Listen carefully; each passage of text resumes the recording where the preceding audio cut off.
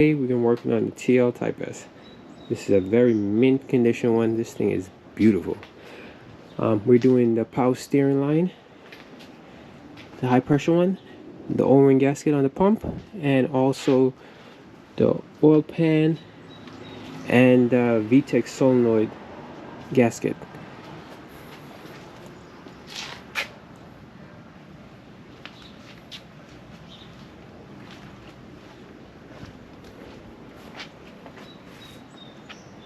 Super cool.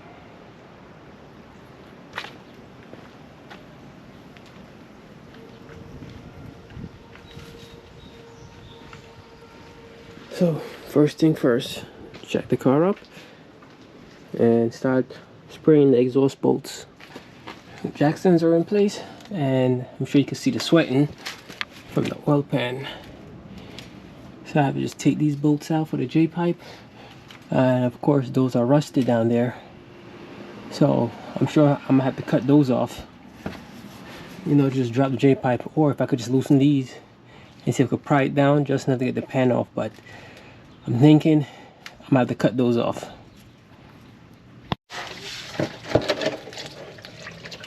So I already sprayed up the exhaust, and I'm just draining out the oil. Luck, just my luck, nothing could go easy. These are the front bolts, are the front nuts. Now here are the back.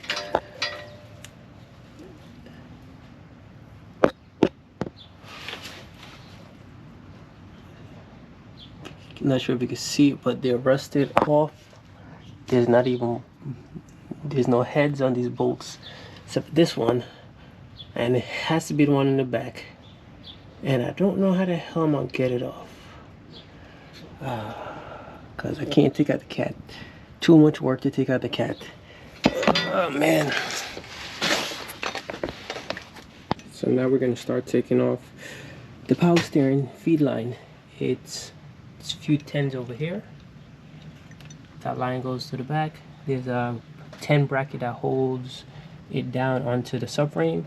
I'm gonna remove this box out of the way so I could get a little bit of extra space, and I'm most likely gonna take off this section right here so I could get back there. This is not a fun job, I'll tell you that much right now. So right now we're up to here. We gotta take these out. I've removed the line right down there at the bottom. I'm not sure if you can see it, but I moved it off the rack. It's all the way down there. So it's hard to fit in there with the tight spaces because I did it from the top. So now I have to disconnect that sensor, the green sensor on the line. So I have to unplug that. Then it should be another 10mm holding the line in place, and then I could just pull everything up. So take this one out. There's 2 brackets underneath the bottom that's holding it in place. So now loosen that up on here, and so now the whole line will just pull right out of place. You could probably see, you can see that one where the rack is. Right there, you can see it. That's a pain. I found to cut the strut bar. What took me so long is this bolt got mangled, so I had to use the air chisel to get it out. This thing's fighting me today. But this is 10s, so I'm gonna take these out. Hopefully nothing comes out, no problem, and just come straight out. So look like I'm getting some luck. So that one came out. Now I just gotta pull this out and then take the whole bracket out. And you can probably hear the wind is picking up. So I'm gonna have to finish this up quickly because I don't think I'm gonna be able to do the oil pan because it's about to rain, and also the bolts are frozen, are rusted on, so they're not even, there's no head, nothing to get off, so that's gonna be a problem itself.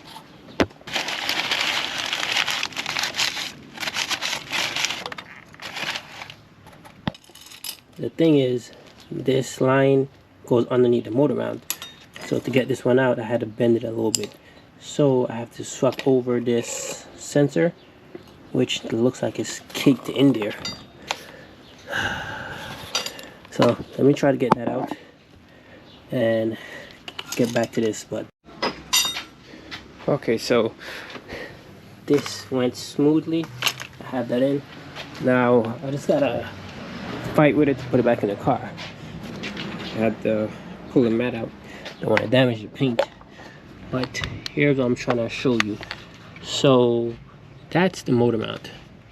That steering line runs underneath the motor mount. There's like a little pocket underneath here where it just basically follow this line. It just runs underneath here. So you gotta fish it through to get all the way over to that side. So I was able to get it in. Maybe on a lift would be easier, but I highly doubt it. But I was able to get the line in. Not sure if you can see it.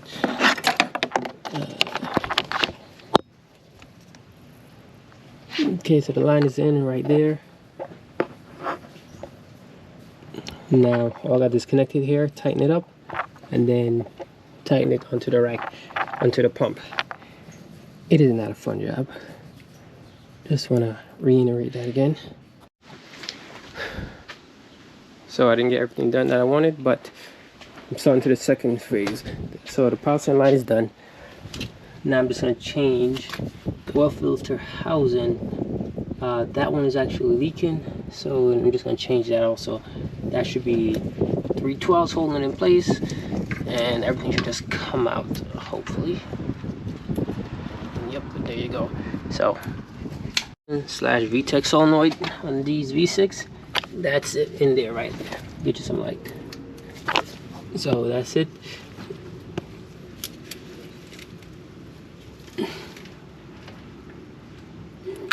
Yeah, was leaking a good amount, so it's already here. So I'm like, might as well change it. Even though I can't do the oil pan, at least I could do this for now. So I'm just gonna clean up the surface, spray it down with some brake cleaner, and then reapply the new one. I have the seal inside the bag. And so here it is. This is the new gasket. I'm just gonna put it on, tighten it up, and then change the oil filter inside the car. I should have been smart to change it when it was on the car, but I was just trying to hurry up and get stuff done. So this thing did not go as planned, so now I gotta take it to the shop to go have them burn off those bolts, so this way I could just do the oil pan. Everything else is done.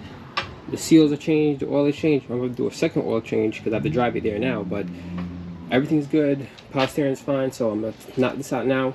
And unfortunately, this is the end of this. Tell me pretty lies.